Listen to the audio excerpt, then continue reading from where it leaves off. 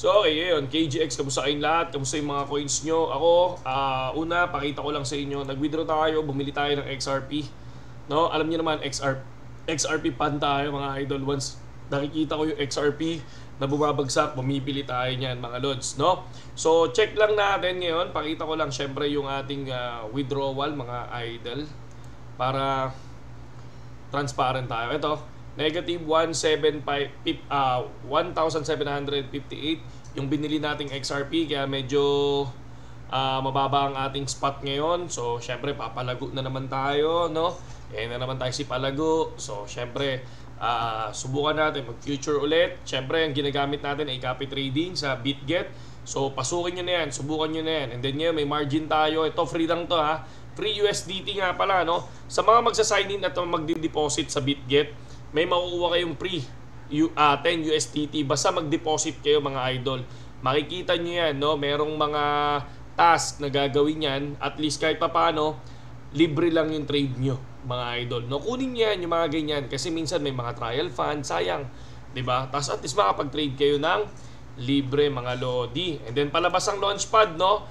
May launchpad na lalabas tong app mga idol. Pwede kayong sumali dyan at makakakuha kayo ng airdrop na app, no? Ito yung total airdrop is 1.5 million. Sayang yan mga idol, no? 16 hours na lang, no? Okay, so check natin to ngayon, no? Okay, Bitcoin, net unrealized profit, loss. Ito, ano yung mga kulay pula na yan? Ayan yung bear market time. So kung mapapansin nyo, wala na tayo dyan, no? Pataas na tayo, no? Nasa bull market na lang tayo. Ang kailangan natin gawin is syempre, di ba, patience. Talagang dapat talaga maging kalmado ka lang kasi naglalaro ngayon yung token parang nasa phase 1 tayo ng bull market ngayon at ang daming hinihintay na activation, ang daming hinihintay na approval. Ano yung mga approval na hinihintay? Yung pag-approve ng spot ETF, di ba? And bumili ang Apple, isa sa chine-check yan, di ba? Noong nakaraang bull market, Tesla, bumili ang Tesla kaya biglang lumipad ng ganun. So spot ETF ang isa sa hinihintay. Tapos kung bumili ang Apple, edi sobrang lipad, di ba? So baka yun na yung pinakamataas sa bull market. Sabi nga nila, aabot daw ng 100k to 200k ang presyo ng isang BTC. Syempre magkakaroon ng halving, no? Halving is April. Kung mapapansin nyo, makakalahati mismo yung namimina ng mga farmers, diba? And then syempre, para saan ba yung halving? Syempre, depensa sa inflation. So, yun lang ang pinakamadaling explanation ng halving.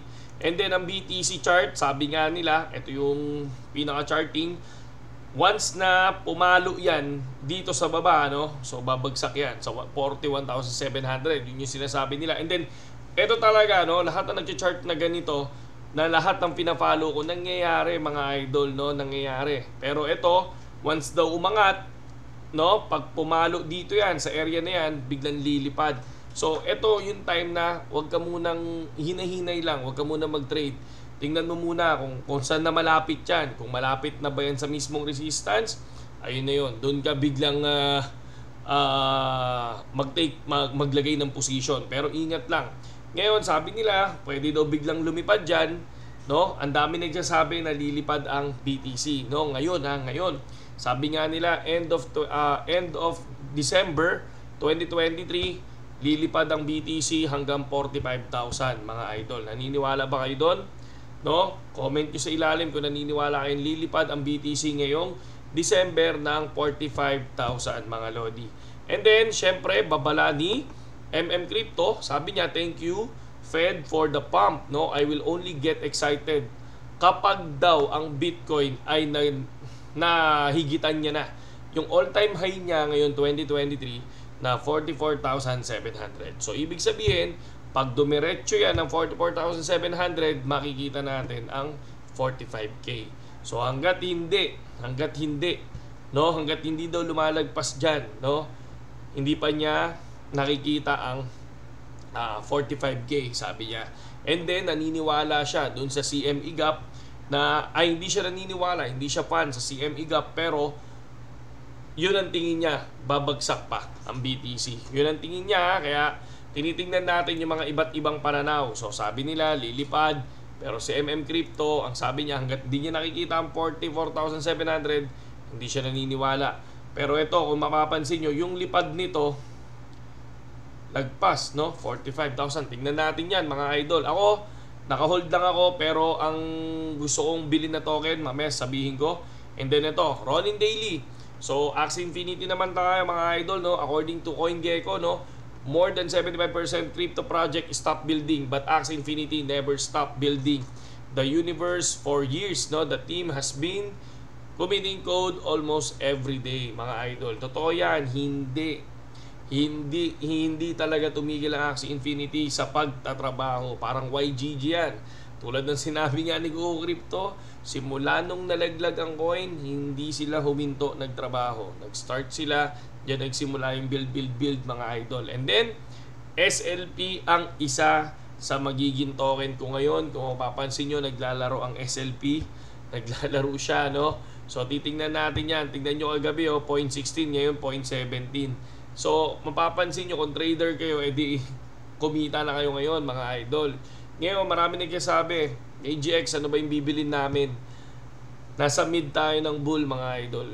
Medyo hindi ko kayang magsalita ngayon kung ano yung mga coins na dapat nyong bilhin, mga idol. Pero ako, tulad niya ng sinabi ko, malakas ang paniniwala ako sa ADA, XRP, syempre Dodge, no? Samahan natin kapag low budget, no, ako pumupunta kapag low budget, pumupunta lang ako sa Dodge. Tapos hintayin ko yung bonk bumaba. Medyo ang taas ng bonk nung kahapon pero nag-drop ng I think nasa 30% yata or 45% ang drop. Pero susubok ako sa bonk. Tapos SLP. So susubok tayo sa SLP and yung pinaka-question nila, no, doon sa Axie Infinity, dapat na bang ibalik ang reward ng SLP? Ako, para sa akin, wag muna, no? Para sa akin, wag. Kasi una sa lahat, ilan pa lang ang active users ng Axie Infinity daily? Sabi nila 100k. Pero sa loob ng 100k na yun, wala naman nagsusunog doon. Walang magsusunog masyado. Sabihin mo sa 100k na naglalaro na active users, 40% lang ang magsusunog ng SLP. And then yung 60% is kumukuha ng SLP, nagpa-farm. Pati yung 100% na yon, yung 100k na yun, nagpa-farm. So mahihirapan. Alam natin na yung burning mechanism nandiyan dyan. So nandiyan dyan na yung upgrade ng body parts. Malaki ang mawawalang SLP dyan. Maraming masusunog. Pero kung bibigyan ulit nila, no, ng reward ng SLP sa ngayon, parang maaga pa para dyan, di ba? Mas okay kung, di ba, mag-umpisa muna yung sunugan. And then makita doon kung ilan yung nasusunog per day, per week. And then, doon ilagay ulit yung SLP if alam nila na mauubos ang supply ng SLP pag nagtuloy-tuloy yun, di ba? So, syempre, yung iba gustong umita, mga idol. Kaya, lagi kong sinasabi sa inyo, no, hindi 100% magsusunog. Kasi kaya sila naglaro ng Axie Infinity kasi gusto nilang umita. Okay? So, for me, mababa tong 0.17. Hindi na siguro magpo 0.07 to. Tapos na yung 0.07. I think na yung pinakamababa. Ito na yung naglalaro sa price na to, ang SLP, mga idol, no? 0.16 is good, 0.17 is good. Ako ganyan. Kung barya lang. Kunyari, kung 10,000, kung 10,000, okay lang, di ba? Sayang baka mamaya, di ba, lumipad kahit na 0.2. So kung may 10,000 ka, lumipad ng 0.2 lang yan, di ba? Or lumipad ng 0.3. So halos 100%, di meron kang 10,000 na panalo, di ba?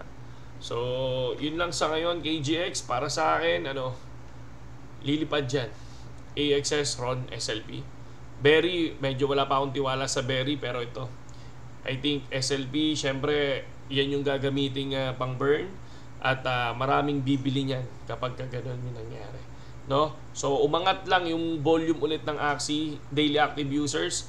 Maging 500k lang ang daily active users, tingnan nyo, nilipad yan, mga idol, no? Kasi marami magbe-burn. Pero sa 100,000 medyo hinay lang, hindi pa ganoon kabilis yan, mga idol, no? So malayo pa yung tatahakin natin. 2023 pa lang, may 2024 and 2025. So tingnan natin, baka sa 2024 magsimula ang lahat.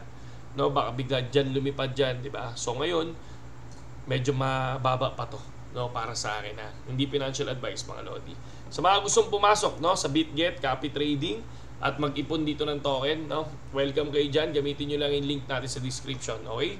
Saludo sa lahat kay GX at sa mga tropa na maratagal na, no, try natin mamigay tayo ng holiday, no, sa I think wag naman Christmas, kasi hindi naman wala tayong Christmas. So New Year tayo, no, New Year tayo mamimigay, mga lodi, no, pero dapat subscribe ka sa akin, no?